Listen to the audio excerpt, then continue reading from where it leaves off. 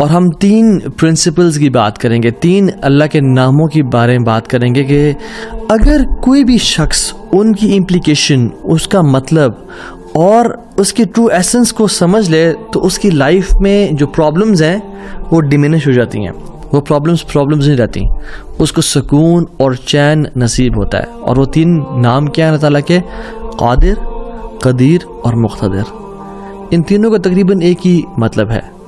قاف, دال اور را ان کا روٹ ورڈ ہے. قادر قرآن میں 12 دفعہ آیا ہے, قدیر 45 ٹائمز آیا ہے, اور مقتدر 4 دفعہ آیا ہے. وچ شوز کہ اللہ سبحانہ وتعالیٰ ہر چیز پر فل قدرت رکھتے ہیں. اللہ تعالیٰ ہر چیز پر قادر ہیں. اللہ تعالیٰ اسباب کے محتاج نہیں ہے.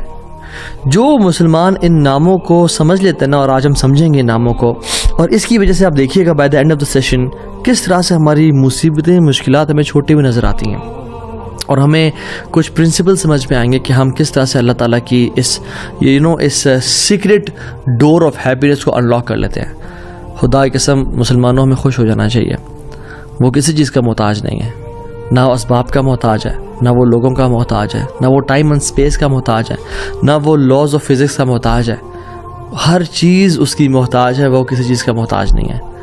So great news to all the Muslims. اگر ڈاکٹرز نے جواب دے دیا تو کیا ہوا؟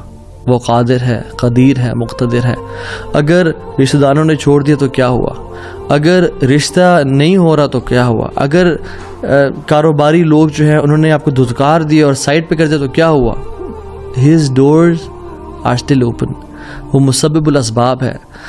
اللہ رب العالمین وہی ہیں جو یوسف کے دور میں تھے, جو ابراہیم کے دور میں تھے, جو موسیٰ کے دور میں تھے, جو عیسیٰ علیہ السلام کے دور میں تھے. اللہ رب العالمین وہی ہیں, اور وہ ہر چیز کو بدل سکتے ہیں. وہ ہر بند دروازہ کھول سکتے ہیں.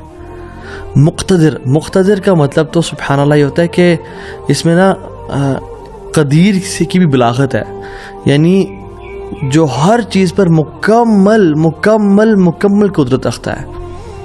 آپ لے لیں مثالیں, یوسف علیہ السلام کی اگزامپل دیکھ لیں. ایک بچہ جو کہ بالکل اپنے انفینٹ سے نکل رہا تھا, اس کو کنویں میں پھینک دیا گیا. وہاں سے اس کو قافلے نے پرچیز کیا اور بالکل for pennies he was sold. اور عورت نے حملہ کیا ان پہ, گناہ کرنا چاہا, جیل میں ڈال دیا گیا ان کو. ٹھیک ہے, وہ شخص جو کنویں میں پھینکا گیا, جو جیل میں ڈالا گیا, جو اتنا بے بس کہ نہ باپ نہ ماں نہ بھائی, بالکل مصر میں ان نون اسٹرینجر, اور وہ جیل میں بھی ہو, نو کانٹیکٹس, نو PR, کیا بنے گا اس کا؟ القدیر نے, المقتدر نے اس کو وہاں سے اٹھا کے ایجپٹ کے تخت پہ بٹھا دیا. اللہ ہر چیز پر قادر ہے. ابراہیم علیہ السلام, باپ بھی چھوڑ گیا, باپ نے کہا تجھے میں رجم کر کے مار دوں گا. ہر کوئی ساتھ چھوڑ گیا, حتیٰ کہ سب جمع ہو گئے ان کے خلاف, اور ان کو برہنہ کر کے کیٹاپلٹ میں ڈال دیا. اور وہاں سے جب آگ میں ڈالنے لگے تو کیا پڑھا ابراہیم نے؟ حسبی اللہ و نعم الوکیل, مجھے اللہ کافی ہے. اور کیا ہی وہ نعم الوکیل, کیا بہترین دوست ہے, کیا بہترین کارساز ہے وہ.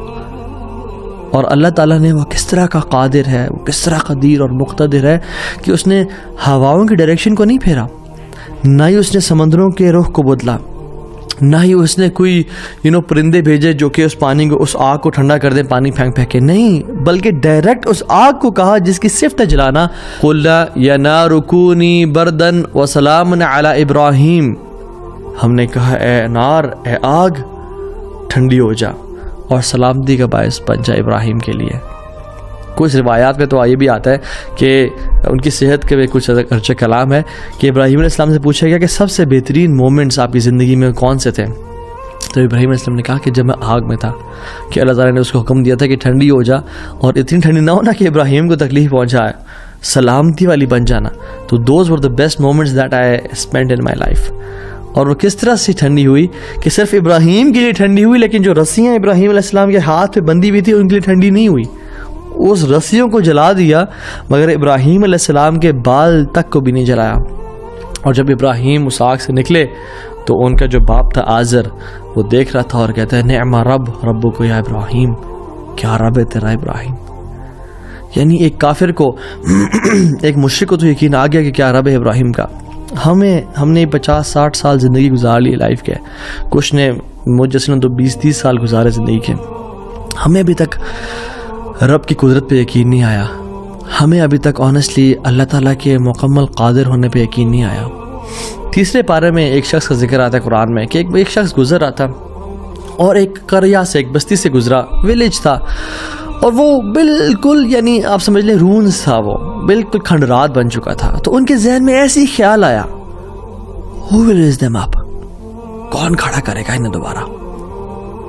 ابن کثیر اور باقی لکھتے ہیں کہ وہ عزیر علیہ السلام تھے۔ خیر نیورتھلیس اللہ تعالیٰ نے ان کو موت دے دی، اور موت دینے کے بعد جب اٹھایا تو کہا کہ کتنا عرصہ تم پڑے رہے ہو اس جگہ پہ؟ تو کہا کہ دن کا کچھ حصہ۔ اللہ تعالیٰ نے کہا کہ تم 100 سال مردہ رہے ہو یہاں پہ، اور ان کا جو حمار تھا، جو گدھا تھا، وہ پیرش ہو گیا، اس کو یعنی کھا کے کیڑے مکوڑے، مٹی نے اس کو ڈیکمپوز کر دیا۔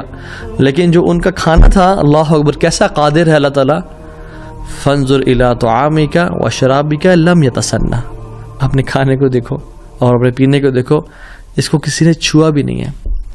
کھانا ہم باہر سے آرڈر کرتے ہیں، کچھ کھا لے تو فریج میں نہ رکھیں، اور ایک دن گزر جائے تو وہ باسی ہو جاتا ہے، خراب ہو جاتا ہے۔